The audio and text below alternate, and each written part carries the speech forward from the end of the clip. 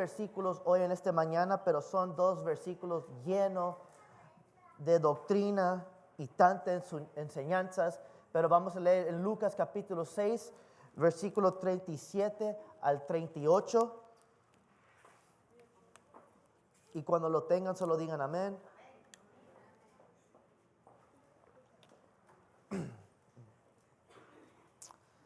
Así dice la palabra de Dios en Lucas capítulo 6, versículo 37 al 38. Dice así: no juzguen y no se les juzgará. No condenen y no se les condenará. Perdonen y se les perdonará. Den y se les dará. Y se les echará en el regazo una medida llena, apretada, sacudida y desbordante. Porque con la medida que miden a otros, se les medirá a ustedes. Amén.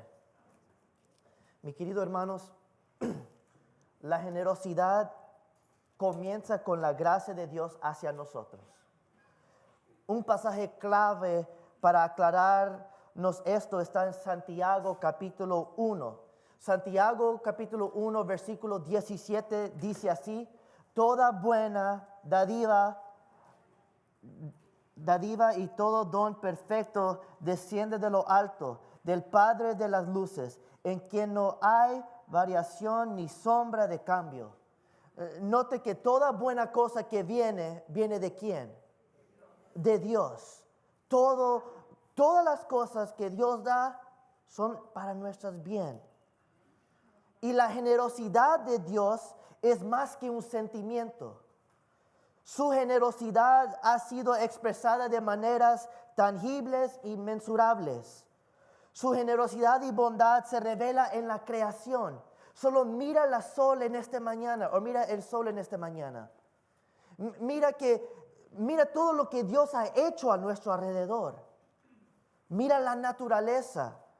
También en su plan de salvación, Dios envió a su único Hijo. En nuestra participación en su naturaleza divina, nosotros estamos en Cristo y Él está en nosotros a través de su Espíritu Santo. Dios ha sido muy generoso con nosotros. Amén. Pero el fundamento de la vida generosa es un Dios generoso. Y lamentablemente, muchos cristianos no reflejan al Dios de la generosidad. Mahatma Gandhi dijo una vez: me gusta vuestro Cristo, pero no me gusta vuestros cristianos. No, escuche lo que dice. La idea de su Dios es bueno, pero no veo que los seguidores de Cristo lo reflejan muy bien. Mucha gente ve a los cristianos como críticos, condenadores, implacables, y cree que solo se preocupan por las personas de su grupo. Y lamentablemente la gente tiene el derecho a cuestionar su profesión de fe si no eres una persona generosa. Por ese motivo, la falta de generosidad debe llevarnos a examinar su fe en Cristo, su amor a Cristo y su devoción a Cristo. Para ser un cristiano fiel y maduro, tienes que vivir una vida de generosidad. El versículo clave de este discurso se encuentra en el versículo 36, que dice: sed pues misericordioso, como también vuestro Padre es misericordioso. Warren Wiersbe dijo: es increíble pensar que cuando yo muestro misericordia, estoy practicando uno de los atributos de Dios. Mis queridos hermanos, Jesús les ordena a sus seguidores imitar la misericordia de Dios, a ser generoso como Él es generoso con nosotros. En Lucas 6, versículo 37 al 38, expone en esta llamada a la misericordia con 4 dinámicas de generosidad cristiana. Pero tengo que aclarar muchas cosas también. Cuando muchos leen el versículo 38, cuando dice den y se les dará, solo piensan en términos de ¿qué? De dinero. El versículo 38 a menudo es sacado de contexto por predicadores que recaudan fondos y lo usan para prometer, si das para este ministerio, Dios te devolverá más. Y quiero aclarar, sí bien es cierto que Dios bendecirá a los dadores generosos, pero no necesariamente les devolverá más de lo que dan. Y no siempre Dios bendice a través de manera económicamente. Este versículo es un llamado a la generosidad, no para recibir más. Si estás dando para recibir, estás dando con mal motivos. Note, el llamado a dar es el último de los 4 órdenes dados por Jesús. Pongan mucha atención porque en el versículo 37 dice no juzguen, luego dice no condenen, luego dice perdonen y después dice dar. El versículo 38 nos dice den. La conexión de estos 4 órdenes y el hecho de que el orden de dar está después de 3 órdenes nos enseña la prioridad de la generosidad cristiana. A las personas les importa a Dios más que las posiciones. Sus relaciones son dadas por Dios tanto como los otros recursos. Los cristianos debemos practicar la generosidad moral así como la generosidad material.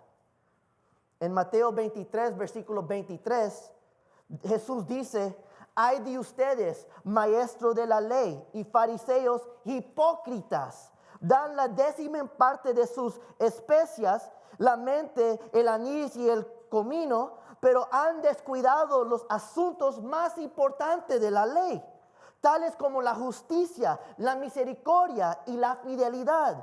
Deben haber practicado esto sin descuidar aquello. Escuchen lo que Jesús le está diciendo. Deben de cuidar de ser personas generosas que demuestran misericordia antes de dar. Dar sin preocuparse por lo demás es hipocresía religiosa. Antes de que Jesús diga algo acerca de dar en este texto, Él se refiere primero a la prioridad de generosidad cristiana, nuestras relaciones. Mi querido hermanos, el cristiano no debe juzgar. El cristiano generoso no debe juzgar.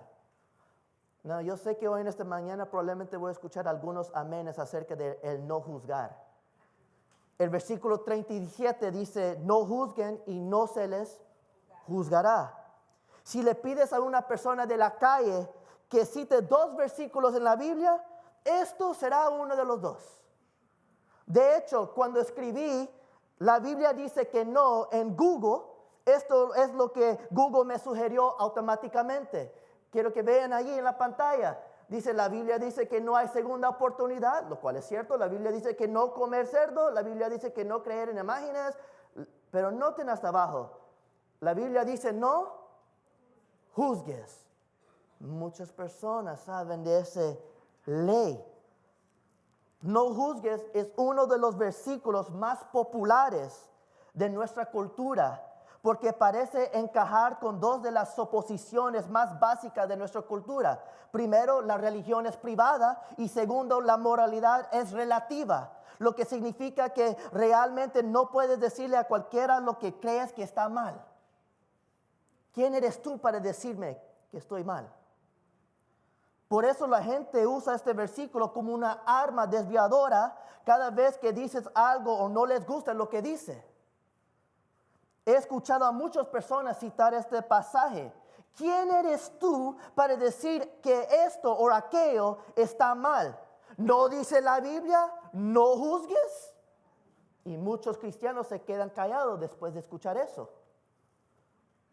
No, sin embargo, algunos lo citan para defender su punto y tienen que tatuárselo para recordarse, nadie me puede juzgar. Pero qué extraño es que el mundo le gusta citar la Biblia cuando conviene a sus prioridades o sus propósitos, pero cuando no, la ignoran. Cuando le convienen, no me juzgues porque la palabra de Dios lo dice. Pero cuando la Biblia dice algo que no debemos de hacer, no quiero escuchar nada de eso. Y muchas veces cuando nos citen un versículo así, no juzgues porque la Biblia lo dice, pensamos que dado que es escritura, debe significar lo que el mundo dice que significa. No puedo decir nada porque estoy juzgando. Mejor me quedo en silencio. Pero quiero que entiendan, la palabra juzgar describe el proceso judicial por el que una persona fue juzgada, procesada y castigada. Jesús utiliza este término legal aquí para decir, usted no debe actuar como si usted fuera juez y jurado sobre otras personas. Santiago capítulo 4, versículo 11 al 12 dice, hermanos, no le hablen mal unos de otros. Si alguien habla mal de su hermano o lo juzga, habla mal de la ley y le juzga. Y si juzgas la ley, ya no eres cumplidor de la ley, sino su juez. No hay más que solo un legislador y juez, aquel que puede salvar y destruir. Tú, en cambio, ¿quién eres para juzgar a tu prójimo? Ahora debes entender, mi querido hermanos, juzgar no significa que no puedes decirle a alguien que está equivocado, porque Jesús pasó todo su ministerio haciendo eso. Y muchos cristianos tienen miedo a decir lo que es malo, porque alguien dirá, no me juzgue. En Mateo 7, versículos 13 al 14, Jesús dice, entren por la puerta estrecha, porque es ancha la puerta y espacioso el camino que conduce a la destrucción, y muchos entran por allí. Pero estrecha es la puerta y angosto el camino que conduce a la vida, y son pocos los que la encuentren. Esto nos suena como Jesús está diciendo, oye, vive como tú quieres vivir. Al final del día todos vamos a ir al cielo. Jesús dice claramente, oye, escuche, solo hay un camino. Hay que ser claro. Pero ¿quién soy yo para juzgar? Tú sigues tu camino y yo el mío. Y nos vamos a encontrar al final. Mi queridos hermanos, en Mateo 22, versículo 29, Jesús dice, ustedes andan equivocados porque desconocen las escrituras y el poder de Dios. Escuchen lo que Jesús mismo dice. Están equivocados. Y Él está hablando a los más religiosos. Están mal, pero bien perdidos. En Lucas capítulo 6, versículo 43, Jesús dice, ningún árbol bueno da fruto malo. Tampoco da buen fruto el árbol malo. Esta declaración nos llama a juzgar entre los buenos árboles y los malos árboles. Hay que distinguir qué va a dar bueno fruto y hay que distinguir quién va a dar malo fruto. En el versículo 44 dice, porque cada árbol se conoce por su fruto. ¿Y cómo se conocerá el árbol por su fruto? Hay que juzgarlo. Los seguidores de Cristo deben tener un sentido muy cultivado del bien y del mal y hacer juicios morales sutiles. El apóstol Pablo desafiará a los cristianos a hacer juicios morales, argumentando, ¿no sabéis que los santos juzgarán al mundo? Escuchen, los santos juzgarán al mundo. No está hablando en posición de juez, porque en posición de juez es solo ¿quién? Cristo. Pero tenemos que distinguir entre el bien y el mal. Y tenemos que llamar el bien lo que es bien y llamar el mal lo que es mal. No hay que estar en medio. No, yo entiendo ambos lados. El bueno es bueno y el malo es malo. Punto. Simple. Y es importante, porque Jesús no prohíbe todo juicios y forma de juzgar, pero prohíbe encontrar faltas moralistas, arrogantes e hipócritas que impugnan los motivos y asesinan el carácter. El prejuicio es una revelación involuntaria de la propia alma, porque la gente se apresura a condenar el propio pecado de los demás. Un ejemplo de esto es el rey David. Después de su adulterio con Betsabé y el asesinato de su marido Urías, el profeta Natán, él visitó a David y le contó al rey una historia de un hombre rico que tomó la querida oveja mascota de un hombre pobre y le sacrificó para alimentar a su huésped. No se escucha como una historia rara, pero el rico ya tenía mucho dinero. ¿Para qué robarle al pobre lo que tiene? Su ovejita, que era su mascota, cuidaba de él. Y el David, cuando escuchó la historia, él dice: vive el Señor, que el hombre que ha hecho esto merece morir. No tuvo piedad de ese hombre que robó esa ovejita.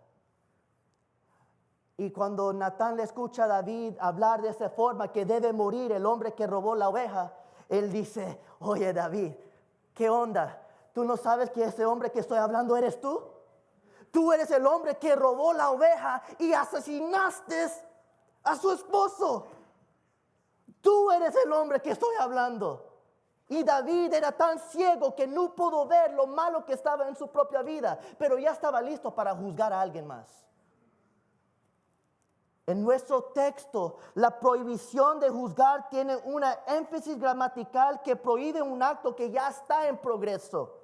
Literalmente Jesús dice, deje de juzgar a otras personas. Y Jesús le conceda una promesa a esta prohibición.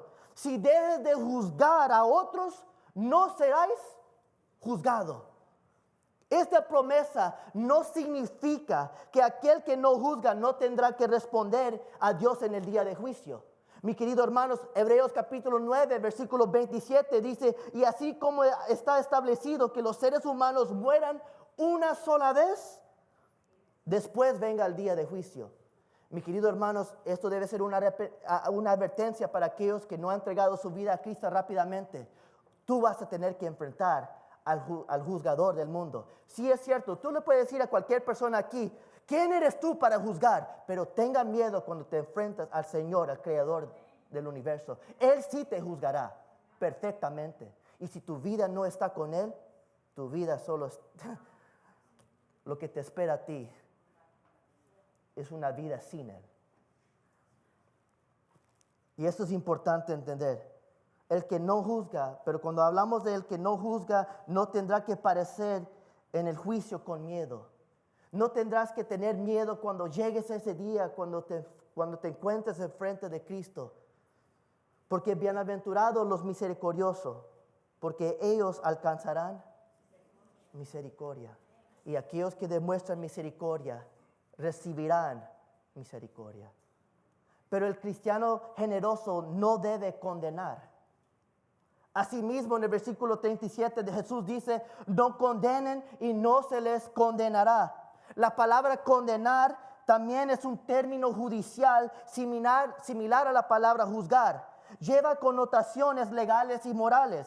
El condenar es el acto de sentenciar a una persona que ha sido encontrada culpable. El opuesto de condenar es absolver o liberar. John Bengal escribe: por juzgar decidimos sobre la bondad o maldad de una acción. Por condenar determinamos lo que la persona merece. ¿Cuántos de nosotros somos buenos para decir: oh, esa persona merece? Jesús prohíbe las actitudes críticas y el trato censurador que buscan poner a los demás en su lugar, basándose en nuestra visión estrecha que tenemos de ellos. Por ejemplo, en Juan capítulo 8, una mujer desnuda, lastimada, fue rastreada a los pies de Jesús. Los líderes religiosos se ubicaron sobre ella y ellos anunciaron: maestro, a esta mujer se la ha sorprendido en el acto mismo de adulterio, y en la ley de Moisés nos ordena apedrear a tales mujeres. ¿Tú qué dices? Y Jesús escribió en el suelo y le declaró: el que de vosotros esté sin pecado sea el primero en tirar la piedra contra ella. Ellos ese día ya estaban listos para condenarla y matarla. Y Jesús le dice a aquellos que están listos para condenar: esté preparado también a condenarse. Es muy importante. Y Jesús le dice a ellos: ¿quién aquí es perfecto? Y uno por uno se fueron. Y Jesús miró Y dijo a la mujer, él y ella, ¿dónde están aquellos que te condenaron? ¿Dónde están aquellos que estaban aquí, listos para apedrearte? Nadie queda, Señor. Tampoco yo te condeno. Ahora vete.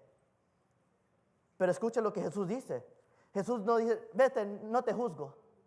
Él dice, vete y no peques más. Eso es importante a entender. Vete y no peques más. En Juan capítulo 3, versículos 16 al 17, dice, porque de tal manera amó Dios al mundo, que Él dio a su Hijo único, para que todo aquel que cree en Él no parezca, sino que tenga vida. Porque Dios no ha enviado a su Hijo al mundo para condenar al mundo, sino para que el mundo se salve por Él. Romanos 8, versículo 1, garantiza a todos que confían en Cristo por la salvación. Ahora pues ninguna condenación hay para los que están en Cristo Jesús. Es justo que Jesús ordene a aquellos a quienes libre de la condenación que no condenen a otros. Nuevamente Jesús añade una promesa en la prohibición. Si dejes de condenar a los demás, tú no serás condenado. En Lucas 6, versículo 31, Jesús emite la regla del orden. Tratan a los demás tal y como quieren que ellos le traten a ustedes. No existe ninguna enseñanza paralela a esta en toda la antigüedad. Muchos maestros en el tiempo antiguo enseñaban que no se debe hacer a los demás lo que no queremos que le hagan a uno. Pero Jesús tomó esta instrucción común y la llenó de implicaciones radicales al cambiarlo de lo negativo al positivo. Jesús enseña que las cosas buenas que quieres que otras personas te hagan, hazlo a ellos primero. Pero el cristiano también no solo debe ser alguien que no condena, el cristiano generoso debe perdonar. Después de prohibir las actitudes y conductas que nos imiten la misericordia de Dios, Jesús dice, perdona y se les perdonará. La palabra perdonar significa enviar lejos. Se utilizaba en términos de quitar los lazos de un cautivo y dejarle ir, para absolver a un acusado de un crimen y hacerle libre, o liberar a un deudor y no poner quienes te han herido, hecho mal o ofendido. No quiero que piensen por un momento. Jesús aquí lo que usa para pedirnos que debemos dejar ir a la amargura contra quienes te han lastimado, hecho mal o aquellos que te han ofendido. Debes dejarlos libres en vez de juzgar o condenar. Efesios capítulo 4, versículo 32 dice, más bien, sean bondadosos y compasivos unos con otros y perdónense mutuamente, así como Dios los perdonó a ustedes en Cristo. Jesús promete a aquellos que perdonan, serán ¿qué? Perdonados. Mateo 6, versículo 14 al 15 dice, porque si perdonan a otros sus ofensas, también los perdonará a ustedes,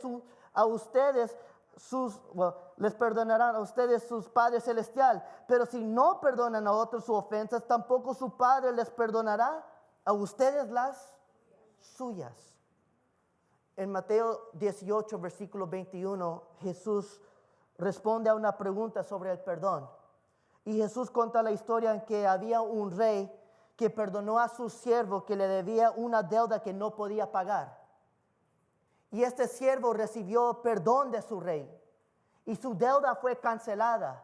Pero cuando este siervo salió de la presencia de su rey, él vio a un otro esclavo que le debía, un otro sirviente que le debía a él una deuda más pequeña que lo suyo. Pero cuando le vio, lo ahorcó y le dijo, deme mi dinero que me debes. El rey escuchó de un sirviente que vio todo esto, escuchó que el siervo que recibió su deuda perdonada, cuando recibió su deuda perdonada, no pudo perdonar al siervo que le debía.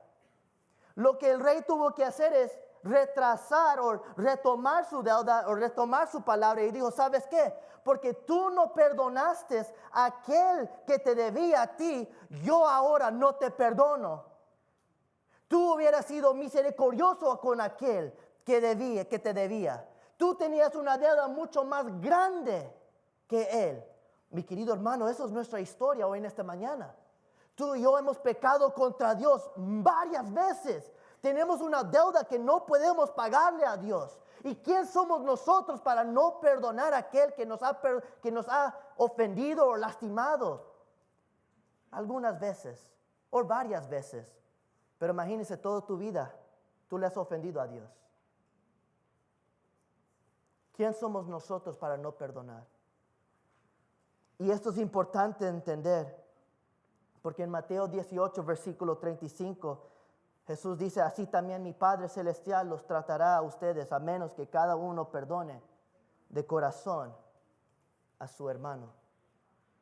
Jesús nos llama a no juzgar, a no condenar y a perdonar antes de que Él nos llame a dar.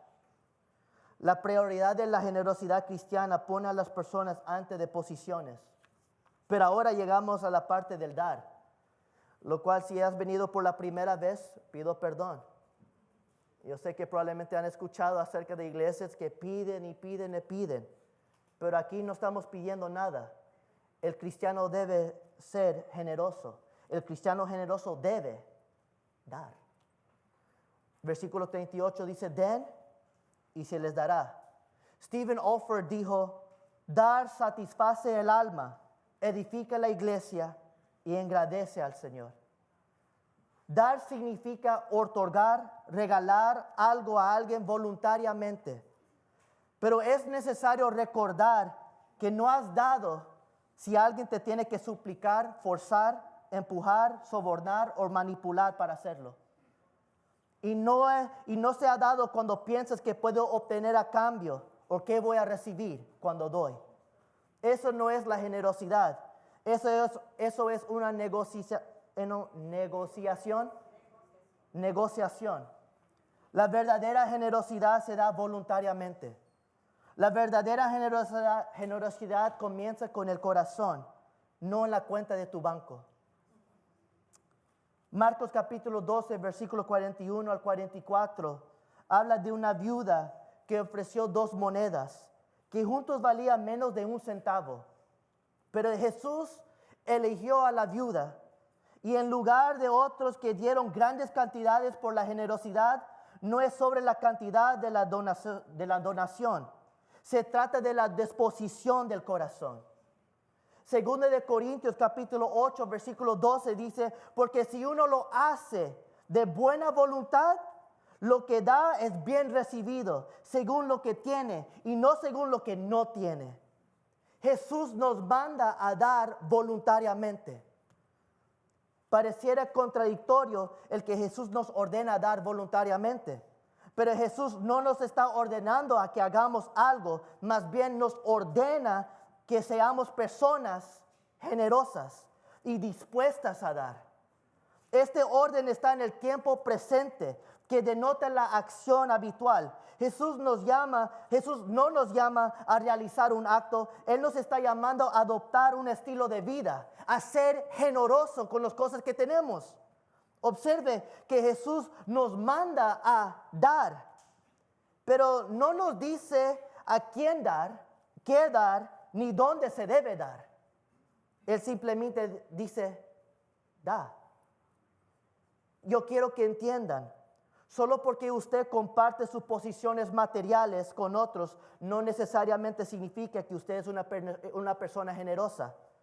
Por el contrario, puedes dar tu dinero para comprar a la gente, proteger su egoísmo, o para no tener que dar cosas realmente que cuentan, como su tiempo o su servicio. A veces las personas creen que lo pueden comprar todo con el dinero. ¿Alguna vez has notado, mi querido hermano, que no hay registro de Jesús dando dinero a personas que se encontraban en necesidad? Solo mira en la Biblia, trate de buscarlo. No hay ningún registro que Jesús le da dinero a los pobres. Toda la riqueza del mundo está en su disposición. Sin embargo, cuando los pobres y los hambrientos se acercaron a él, Jesús no le dio dinero y raramente le dio comida. Pero en su lugar, Jesús le dio amor, el servicio, dio su tiempo y el mejor regalo de todos, él mismo. Marcos 10, versículo 45 nos dice que porque ni aún el Hijo del Hombre vino para que le sirvan, sino para servir y para dar su vida en rescate por muchos. Y déjenme ser muy claro, una de las formas en cómo nuestra iglesia practica la generosidad es a través de las ofrendas. Sin embargo, en nuestra iglesia no rogamos, no forzamos, no manipulamos, no le obligamos a dar. Si hay alguien hoy que se siente que estaba forzado a dar, por favor, hablen conmigo después del servicio. Yo con mi propio, llevamos a alguien como testigo, sacamos la canasta, te llevamos en la oficina y tú puedes sacar lo que diste. Aquí no me importa el dinero y no nos interesa el dinero. Y esto es importante entender. Porque 2 Corintios capítulo 9, versículo 7 dice, cada uno debe dar según lo que haya decidido en su corazón. No de mala gana ni por obligación, porque Dios ama al que da con alegría. Mi querido hermanos, por favor entiende, de mala gana es una palabra griega compuesta que significa por tristeza. Dios no quiere que des sin gana, resistencia o resentimiento. Unos dicen den hasta que duele, pero eso no es la filosofía de Dios. Dios dice si te duele dar, quédate con él, porque no lo quiero. Y eso también es mi forma de pensar como pastor. Si te duele dar, quédate con el dinero. Es simple, no den si te va a doler. Pero no es un escape que excusa la vida egoísta o los hábitos tacaños. Si dar produce tristeza en tu corazón, debes preocuparte por tu condición espiritual. Porque cuando vas al médico para un chequeo y sientes un dolor en una parte en particular, los doctores te harán una serie de preguntas. Te dirán, ¿esto duele? ¿Qué tal esto? Y esto lo harán mientras presionan ciertas partes con esa herramienta. Y usualmente lo pegan aquí en las rodillas y comienzan a ver si hay un movimiento. Y esto lo harán mientras presionan ciertas partes. Y si gritas de dolor, ha sucedido una de dos cosas. O el doctor te ha presionado demasiado, o hay algo malo contigo. Una de dos cosas. Y el médico dirá, será mejor que hagamos más pruebas. No se supone que duele allí. Así es cuando surge el dar en la iglesia. O el predicador ha presionado demasiado, o hay algo malo espiritual en ti. Uno de los dos. Y yo ya dije opción número 1. Yo no voy a forzar a nadie a dar. Nuestra iglesia no obligará a nadie. So, si te duele dar, yo creo que hay un problema espiritual. Y en ese caso, necesitas el gran médico que te cure. No un pastor, pero el gran médico, porque no se supone que debe doler. Asimismo, Dios dice, no des por obligación. Cada uno debe como haya decidido en su corazón, no de mala gana ni por obligación. Obligación significa estar con un brazo torcido. Es la imagen de alguien siendo forzado a hacer algo. A veces me siento así con mi esposa. Vas conmigo a Walmart. Pero Dios no quiere que des por compulsión, manipulación o intimidación. Dios quiere que des de buena gana. Si vas a dar de buena gana, que encuentres alegría en hacerlo. Por lo cual den con alegría. Cada uno debe dar según lo que haya decidido en su corazón y no de mala gana ni por obligación, porque Dios ama al que da con alegría. Debería ser nuestro gozo dar por la gloria de Dios, para la obra del ministerio y las necesidades de los que nos rodean. Pero Dios no quiere dadores tristes que dan de mala gana o dadores locos que dan por necesidad. Dios quiere dadores alegres que den con intencionalidad, con ganas, con alegría, localmente, proporcionalmente, regularmente, con sacrificios, voluntariamente, con adoración y en silencio. No hay que ser un escándalo cuando des. Y aquí no voy a darle gracias a nadie que da un gran cheque o un cheque pequeño, lo que sea. Porque eso es ya entre tú y Dios. Y si tú vas a dar, va a ser para la gloria de Dios y eso se queda entre tú y Él. Simple así. Pero quiero que vean, pero el hecho de que usted es fielmente, pero el hecho de que usted dé fielmente sus ofrendas, no es una excusa para eludir su responsabilidad personal de servicio cristiano. Pablo dijo en 2 de Corintios capítulo 8, versículo 3 y el versículo 5, él dice, yo soy testigo de que dieron espontáneamente tanto como podían, y escuchen, y aún más de lo que podían. Incluso hicieron más de lo que esperábamos, pues se entregaron a sí mismos, primeramente al Señor y después a nosotros, conforme a la voluntad de Dios. Mi querido hermano, este es el corazón de la generosidad cristiana. Entréguese a Dios en primer lugar, entonces usted no tendrá ningún problema dando sus recursos materiales. Cuando su vida está en la mano de Dios, tú sabes quién cuida de ti. Y solo vean la promesa de la generosidad cristiana. El orden para dar en el versículo 38 es el punto principal de esta llamada a la generosidad. Hay 4 imperativos en estos 2 versículos y cada uno se corresponde a una promesa. No juzgues y no serás juzgado. No condenes y no serás condenado. Perdona y serás perdonado. Den y se dará a usted. Pero la promesa relacionada con el juicio, la condenación y el perdón son estrechas. O eres juzgado o no lo eres. O estás condenado o no lo estás. O estás perdonado o no lo estás. Pero la promesa para aquellos que dan no es igual. La recompensa es generosa y abundante. El versículo 38 dice, se les echará en el regazo una medida llena, apretada, sacudida y desbordante, porque con la medida que miden a otros, se les medirá a ustedes. En el antiguo cercano oriente, la gente vestía túnicas. Y cuando caminaban o trabajaban, levantaban el dobladillo de su túnica y se le metían en el cinturón, creando una bolsa para transportar mercancías, sus productos, mercancías. Y cuando iban al mercado a comprar grano, le metían en sus bolsas.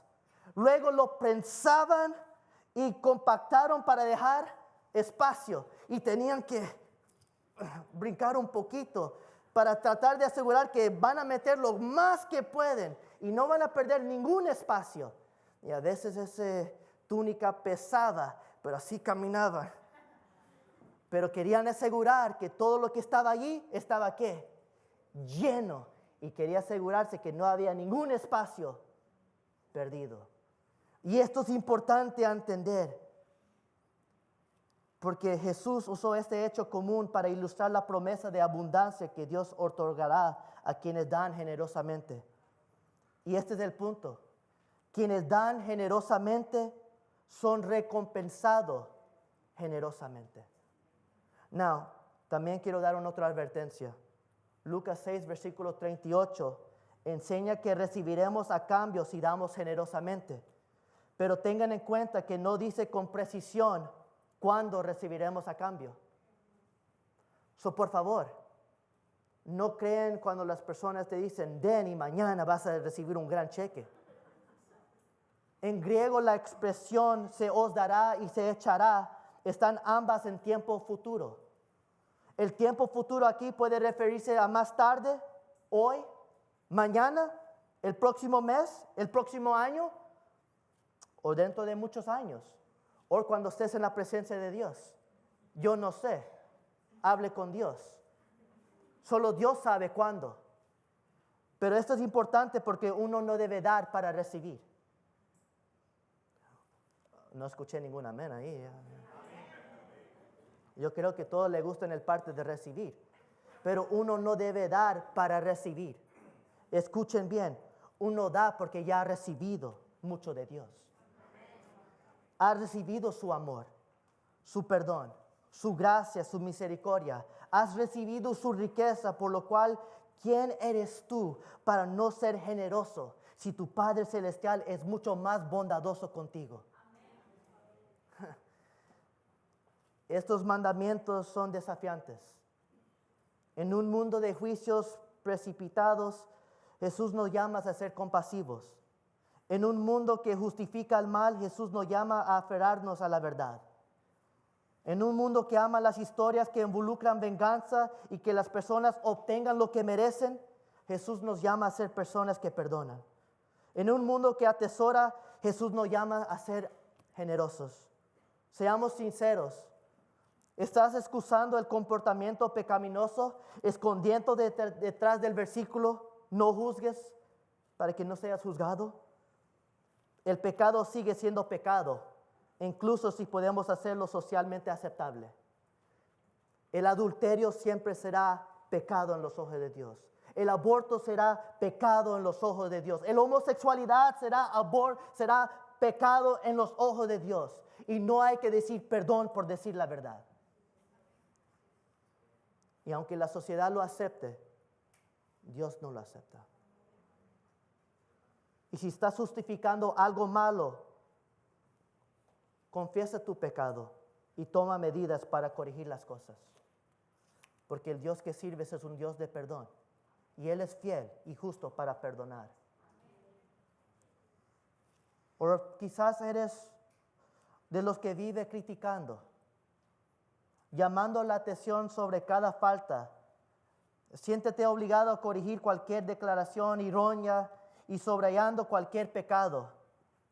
El desafío de Jesús no es ignorar el comportamiento incorrecto, es adoptar una actitud más compasiva. Antes de criticar debemos preguntarnos, ¿será esto útil? ¿Esto es necesario? ¿Es esto amoroso? ¿O solo estoy siendo una crítica para hacer una crítica? ¿Hay alguna herida que necesitas perdonar? ¿Te estás haciendo sentir miserable a ti mismo y quienes te rodean porque insistes a aferrarte a una ofensa en lugar de entregársela al juez justo? Los animo a dar un paso practicando de fe. Entregue la situación y el dolor a Dios. Tal vez tenga que hacerlo una y otra vez. Probablemente todos los días tiene que decir, Señor, perdóname, ayúdame a perdonar. Pero ve al juez. Él te puede dar la fuerza a perdonar lo imperdonable. Deje que Él te libere. Por último, las tensiones de la economía le han vuelto tacaño. Yo sé que todos nosotros estamos tratando de ahorrar dinero. Por esa razón vamos a Walmart. Pero ¿eres generoso o estás empezando a acumular? Una vez más, esta es una prueba práctica de fe. ¿Estás dispuesto a creer a Dios cuando dice que si somos generosos, Él será generoso a cambio? ¿Confías en Él, que Él cuidará de ti y cuidará de mí? Sé que suena contrario a la intuición. No parece tener buen sentido financiero arreglar lo que tenemos. Sin embargo, en realidad no lo estás arreglando. Lo estás invirtiendo en el Señor del universo. El Señor es mejor con las inversiones que incluso uno sale llena de los mejores planificadores financieros. Es fácil imitar a un seguidor de Jesucristo. Es fácil lucir bien. Es fácil aparecer que eres un cristiano generoso. Pero Dios se preocupaba por el corazón. Uno puede imitar y uno puede dar la imagen, pero solo Dios sabe el corazón.